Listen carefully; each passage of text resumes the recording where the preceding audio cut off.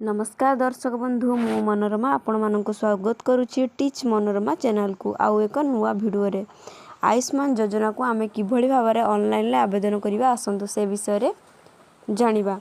आम चैनल ले नुआ आसीथिले चैनल को सब्सक्राइब करिवे आउ पाखर थिबा घंटी बेल को ऑल नोटिफिकेशन ले सेट करिवे जहा फल रे आगो को जहा भी नुआ नुआ इन्फॉर्मेशन वीडियो आसीबो आपण माने ही सर्वप्रथमे तार नोटिफिकेशन पाई परिवे। तेबे चलंतु डेरी न करी जानिबा how to apply for Ayushman card माने किभली आमे आयुष्मान कार्ड को ऑनलाइन ले आवेदन करिबा। एथिरे आवश्यक होतुवा डॉक्यूमेंट गुड़िक है आधार कार्ड, राशन कार्ड, आय प्रमाण पत्रटी जदि आपण मानकर आवश्यक पड़े, मोबाइल नंबर, परिवार सदस्यों विवरणी। आयुष्मान ऐप डाउनलोड करंतु किंबा www.pmjy.gov.in वेबसाइट विजिट करंतु।